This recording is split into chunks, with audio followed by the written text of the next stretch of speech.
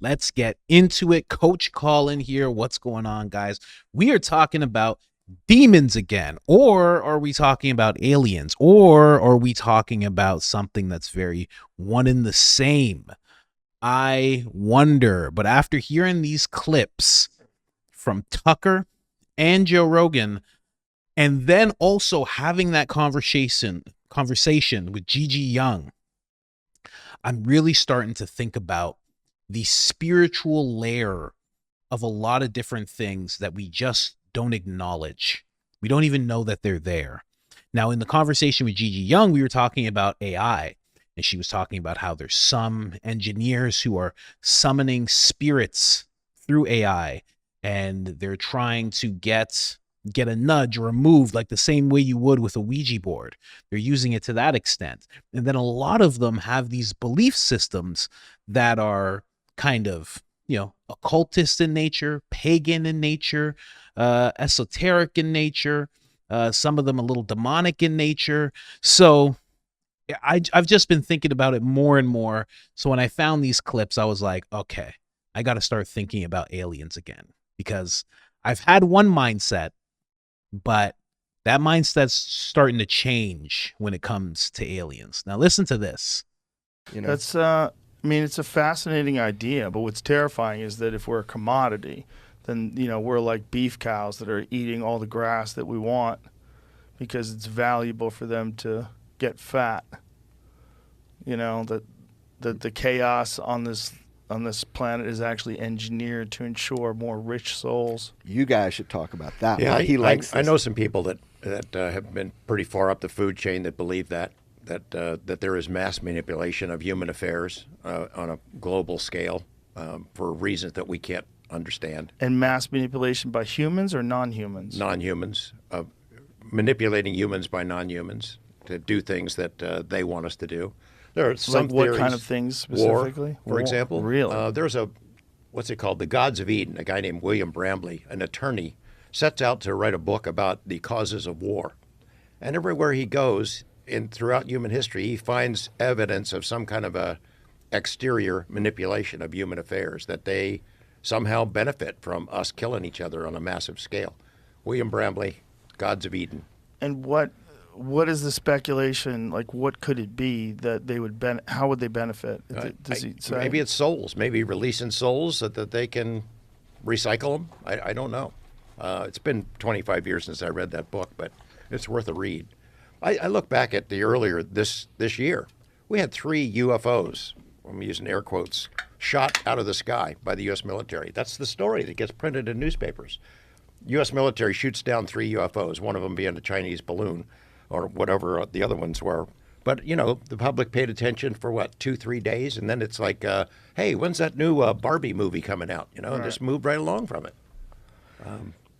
Yeah, and that's that news cycle. It's pretty wild. But it's also, again, you can only hear about UFOs for and I'm a nut, obviously. I'm obviously a UFO nut. We're friends here. I could only hear about it for so long before I'm going, I need something. Yeah. I need to see something. Show me some metal. Show me some hardware. Show me a fucking frozen being. Something. It just... UFO fatigue, bro. Yeah. Yeah, it is UFO. I got it too. I hear it all the time. When, don't tell me anymore. I don't want to hear about any whistleblowers or hearings until you show me the flying saucer and the dead alien bodies. Yeah. Yeah. We get that all the time. We got to keep going. Of course, we do have to keep going. Well, That's so funny. He said UFO fatigue. Wow. That podcast, I'm pretty sure that was done in 2023. So that was way before Black fatigue. So before Black fatigue, there was UFO fatigue. Who would have thought? Who would have thought? Very, very. That's hilarious. These aliens, they just keep on rioting and stealing. I just got some serious UFO fatigue. The other day, some UFOs just at my house and trying to get into the back door. And I'm just like, so much UFO fatigue. See that? I put 2 jokes together there. You see what I did there? Now, let's just jump into what they're talking about, right? Souls. Harvesting souls. Bringing up the concept of a soul farm. which Joe Rogan actually does reveal that Bob Lazar actually felt that that was going on as well. There was a time, sure you guys remember if you're into JRE like I am, Joe Rogan sits down with Bob Lazar, and Bob Lazar brings up this whole soul farm concept. And I've heard him say it in other interviews as well, where he doesn't quite understand. It's not something he's saying for sure, but, you know, in Bob Lazar, if you know his story, you know, his whole overhearing and being in places where, you know, were super classified. He overheard things, he saw things, and that was one of the conclusions that he came to. Now, that's very interesting because it does go along with what George Knapp, the older guy that you saw in the clip, this guy right here, was saying, talking about souls, harvesting souls. So that's very interesting. So Bob Lazar says soul farm. George says harvesting souls. Now, for me, this is where I start to think about the esoteric layer, the occult layer, the spiritual layer, whatever you want to call it, the metaphysics. I don't know what we're going to call it, but that layer, that unseen layer, that unspoken about layer, because if I said to you, there is a being that harvests souls, what would you think? Would you think angelic or would you think demonic? Would you think demon or would you think angel? Or would you think alien? Why would you think alien in regards to harvesting souls? The first thing you'd think of is something rather demonic. I mean, that is when we think about it, right? In the, call it the Christian lore, talk about Satan wanting to gather up souls, trying to gather up souls for his army. He's harvesting souls for his army. He's influencing people in his, like, that's exactly what selling your soul is. It's taking this slice of the material world, which Satan pretty much has control of. Look around, you can see it. The material world. I don't just mean like your house. I mean like the material, the degeneracy, oh, my Bugattis and I need multiple wives and all that nonsense. That stuff, right? The people who are put on pedestals, the way Hollywood operates, all that stuff. He owns that. He'll give you a piece of that. All he wants in exchange is for you to kneel. All he wants in exchange is for you to pledge allegiance to him, right? He even offered it to Jesus. So what's he doing? He's harvesting souls. I never made that connection until I started talking about it. Thank God for AI. Thank God for the demonic presence of AI, or else I wouldn't have woken up to this the way that I am right now. It's very, very interesting stuff. Now, I have another clip, and I'll just say before I jump onto this next clip, is he's also talking about mass manipulation by non-humans. And when we had our other demon episode that we did, if you remember, we talked about demons feeding off of negative emotions. There were a lot of non-believers, but there was also a lot of people that understood what I was talking about. Feeding off of sadness, despair, great anger and frustration, rage. They would feed off of those things. Then you go back to George Knapp and what he was saying, and he said war. He said there was always some kind of thing that stepped in and would help war come about. Well, what happens in war? There's great rage. There's great fear. They really feed off of fear. Anger, jealousy, rage, all of those emotions. So they're feeding off of that. It's just very interesting that the same things that demons would feed off of, for some reason, in this clip, when they're talking about aliens, that's what they're feeding off of. And the thing is that these guys here, let me jump on Jeremy here. That sounded so bad. It's not what I meant, guys. It's not what I meant, okay? Show a picture of him, I should say. Now, this guy and George Knapp, they're so stuck on aliens and what they've always known it to be that they are not clicking into this layer like so many people. They're not really understanding, like, oh, there could be a spiritual layer to all of this. George is talking about harvesting souls, manipulation, getting people into war. This is all demonic stuff that we're talking about, feeding on negativity. It's very interesting. And then I'll also say, when they're talking about, gaining little, what they call donations from alien craft, UFOs and whatnot, you know what? I'll get into that part after. I'm going to liken us to an uncontacted tribe. Don't be insulted, okay? Let's move on. This is Tucker Carlson talking with Michael Schellenberger, and he's breaking it down. And then after that, I'm going to play another Tucker Carlson clip where he's sitting with Joe Rogan, and he kind of schools him in regards to Joe's train of thought. But let's jump into this first. It's interesting, Joe. Of course I am. Of course it's double speed. That's what I do, guys. That's what I do. Every day, all day, okay? Let me put it on normal speed, okay? I was on Joe Rogan's podcast last time. I mean, here, Joe was like, I think that they're extraterrestrials. He's openly saying that. Yeah, it's not. So you kind of not the case. Well, okay, or NHI, I guess NHI. Yeah. But I mean, here, you and Joe are like the two big, most influential podcasters in the country, and you both think that it's not just a government secret tech, or that it's not just plasmas. No. And Joe's very close with Elon. Loves Elon, like me, and I think probably like you, believes that Elon deserves a huge amount of credit for saving free speech in this country. Elon says there's nothing there, never sees anything, and they've got an amazing rocket system that sees a lot of things. I'm not sure. I've talked to Elon about this a number of times. Okay. And I'm not sure he says that. Okay, I thought he did say that. No. I thought he said if there's any aliens. He jokes about it, which is a tell. Trump does too. And they joke in the same way. I mean, of course I love them both, obviously. And I feel like, I feel like they both have really been great for this country, net, as they say. But, no, they joke about it in the same way that a lot of people joke about it. They're like, no, there are no flying saucers from Mars. Right. Well, of course, they're not from Mars. They're right. not from another planet. They're from here. They've always been here. These are spiritual entities. This is my view, and I sincerely believe it. Can't prove it. But since you asked, so he is, I've never heard Elon say that's not Be true. dismissive. That there's nothing there. He just said, look, we monitor space. That's what they do, right? And this is self-evident.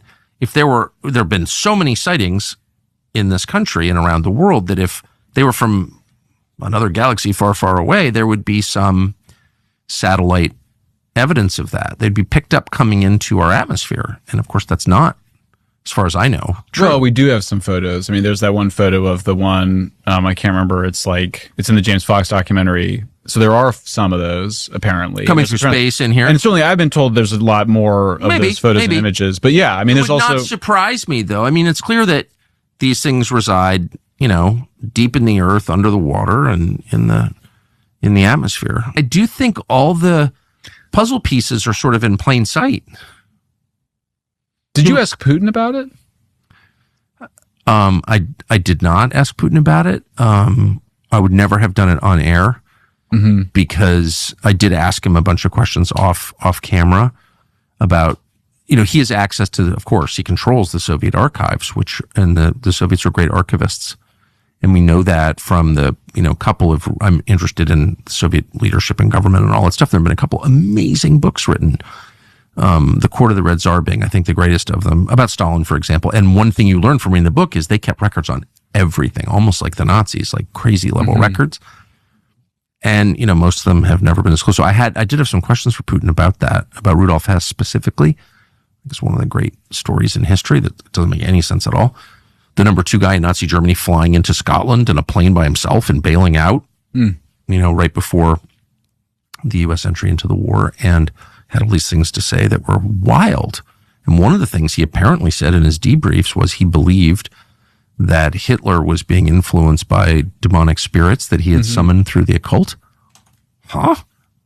That's not worth knowing more about. There's a lot of stuff on that. There's a lot. There's a lot. But Hess said that. So I immediately asked Putin about that off camera. I didn't want to seem like a wacko having unauthorized questions, but I did ask him about that. He did not get a satisfactory answer, but I did not ask him about UFOs.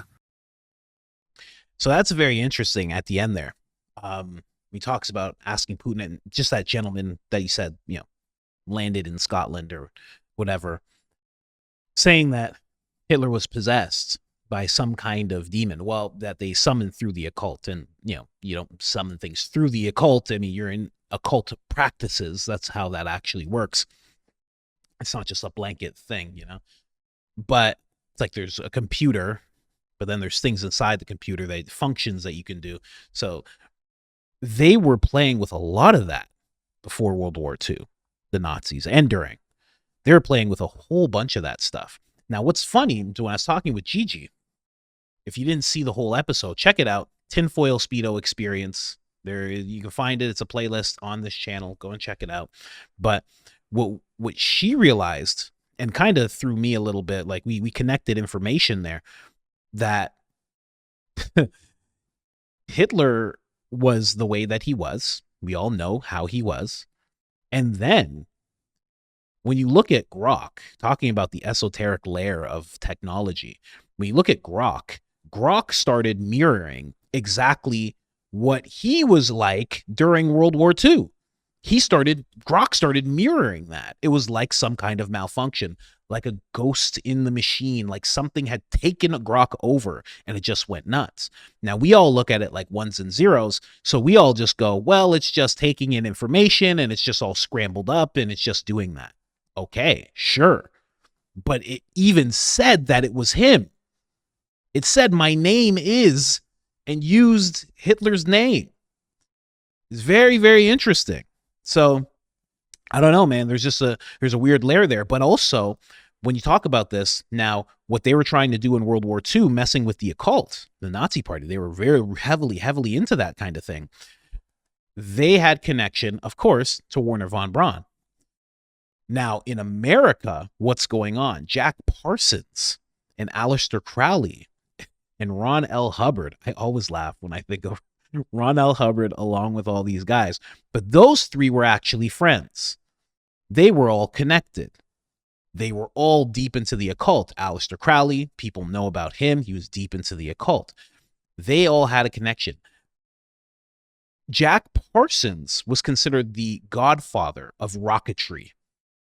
Now, he gained this knowledge for rocketry, not based on his education. He had no education towards it whatsoever. But he was delving into the occult very heavily.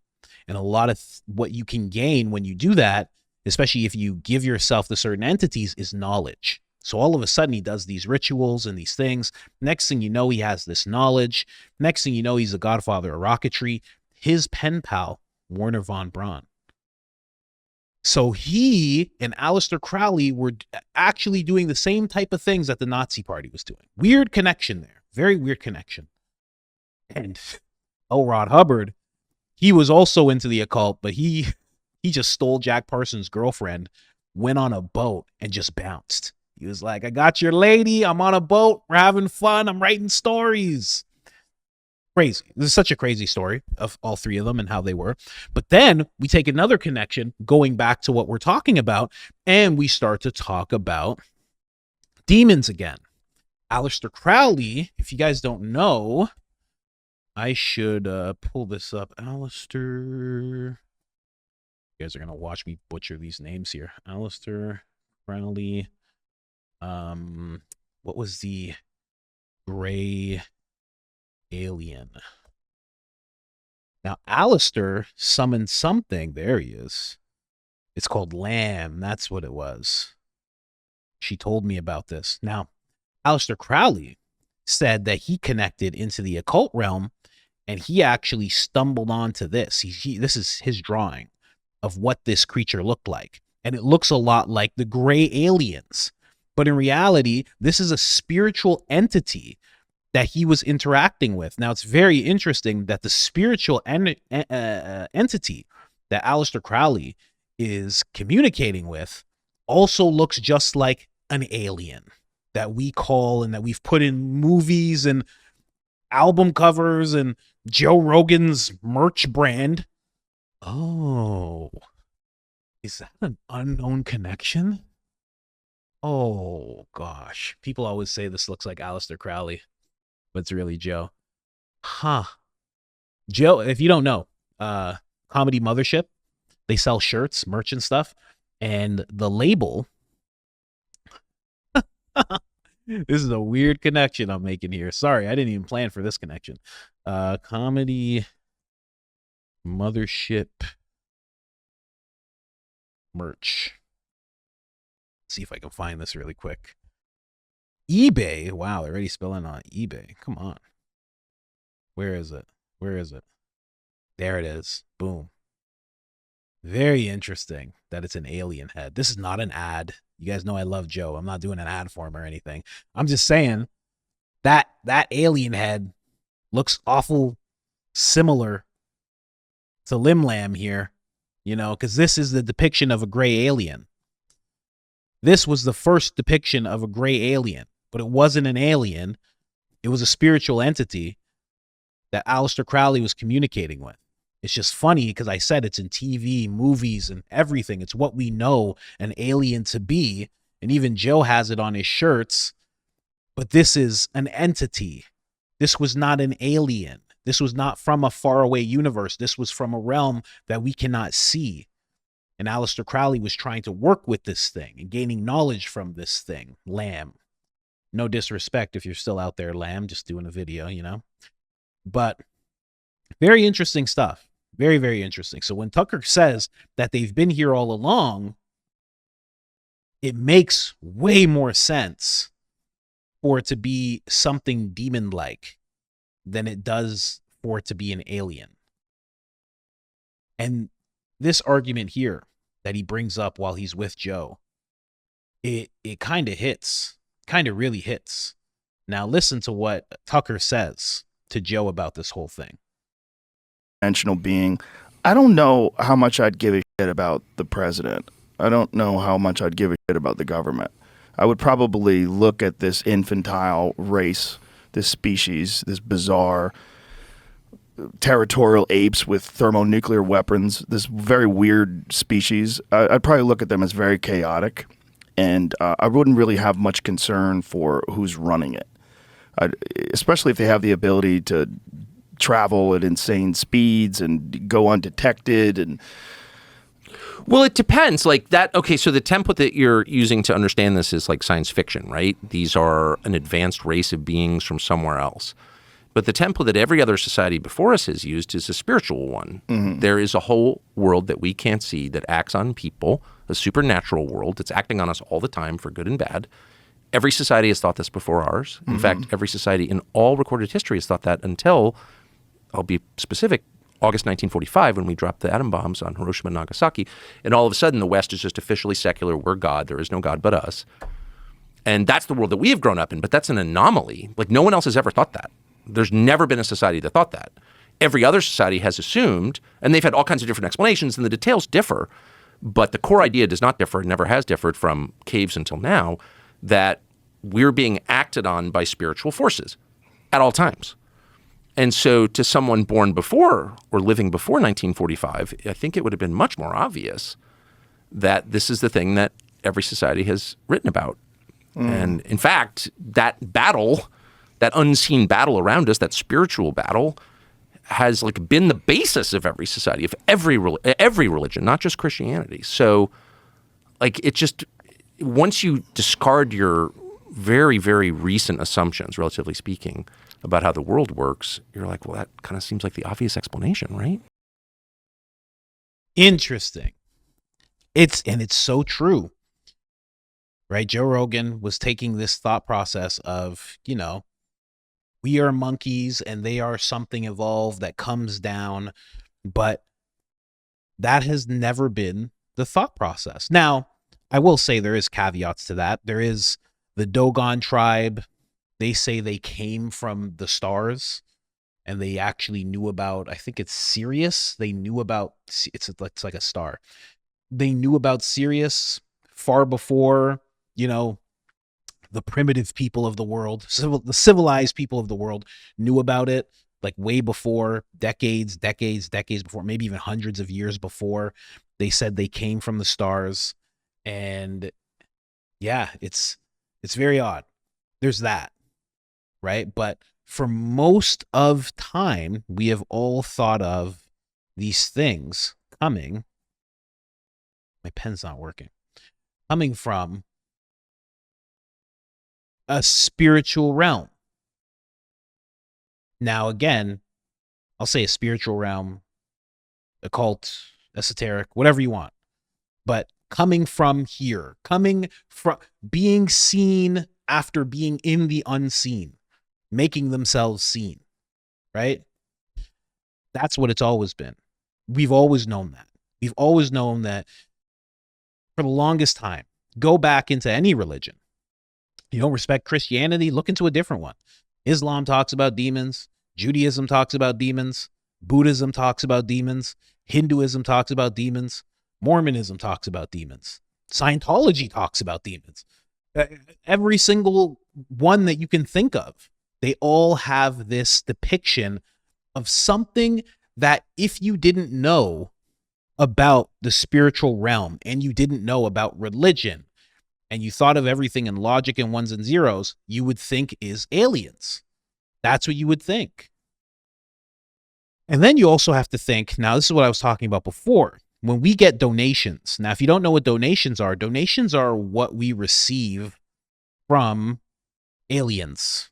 That's what apparently that's what the government calls them. When they find a craft or something crashed, they say, oh, it's a donation. They take it, they analyze it, they try to rebuild it, reverse engineer it, et cetera, try to figure out what it is, what it does, where it's from, what it's made out of, everything.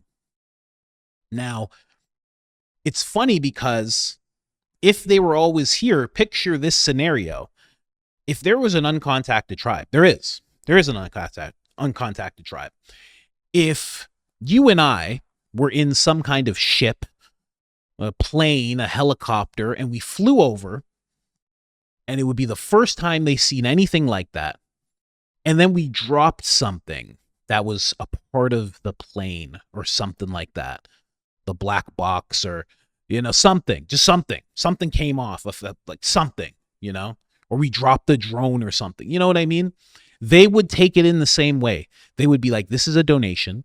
This is clearly from another world.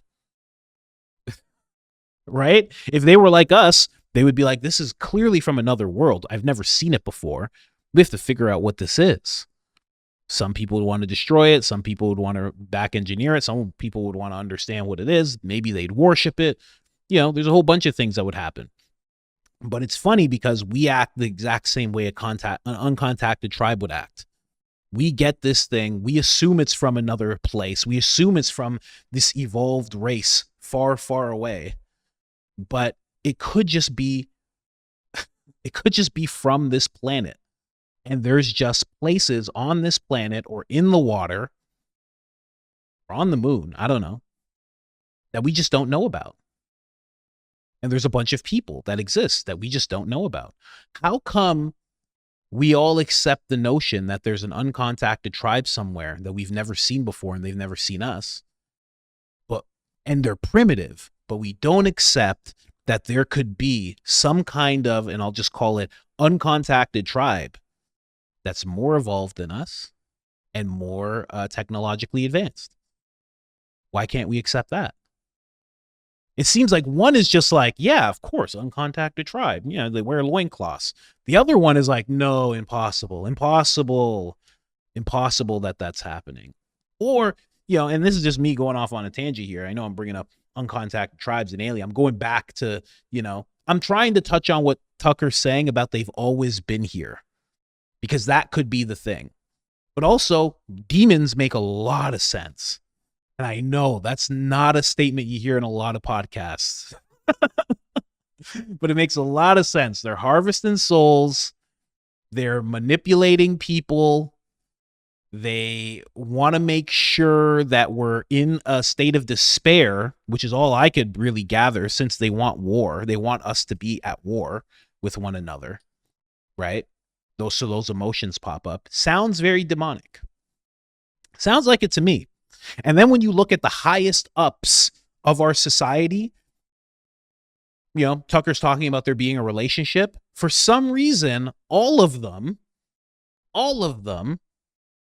are starting to act, not even starting to act, have been acting very much not like the rest of us. Megan Fox and MGK doing blood rituals. Oh, we just taste each other's blood from time to time. What? What'd you say? Kim Kardashian. I put blood on my face. It's someone's blood, and it's called a blood facial. What? It's called a vampire facial or something like that. It's like these people in Hollywood, they act very demonic. These people in politics do. We know that the Nazi Party was involved in this very heavily, but for some reason we think it's just them. And there's no other government, there's no other party in the world that could be doing the exact same thing. There's no other people that could be doing that. All of that's nonsense. Everything's just ones and zeros and very logical. But there's very much a spiritual layer to Hollywood, politics, looking like technology. There's a very, very spiritual element to it all that we're just not focused in on. And I think we should be talking about it a lot more. That's what I discovered from that conversation with Gigi. We should really be thinking about that a little more. Everything that goes on. Healthcare. Think about the way that the healthcare system works, and then think about, I don't even know what I would call it. I don't want to say the healthcare of 100 years ago. Think about, there's a lot of, I can't get into it because I'd have to talk about something I can't talk about. Like Moloch, but if you think of like Moloch back then, how did so many people give themselves and family members, and how did so many people do that with this thing Moloch? And why do we think it just stopped? It doesn't happen anymore. When we can clearly still see the same type of things happening. Do you know what I mean? I got to start a Patreon or something. I got to be able to say what I need to say. But I think you know what I mean. But anyways, guys, I just wanted to make that video really quick, starting to think about that a lot more. And I hope you enjoyed the ride. And think about it. They're obviously, they're very real. Demons and angels. We didn't even touch on the concept of angels, but it seems very, very real. And, I've talked about it with people in the comments of the other demon video that I did. I'll make sure that it pops up at the end. But it seems like once you're confronted with it, then it's real. A lot of people who haven't been confronted with evil still are like, I don't know about that. But the people who have felt it, they understand way more. And it's a gift in a way because it also brings them closer to God in a lot of cases as well. I know it did for me. So, anyways, guys, I'm out of here.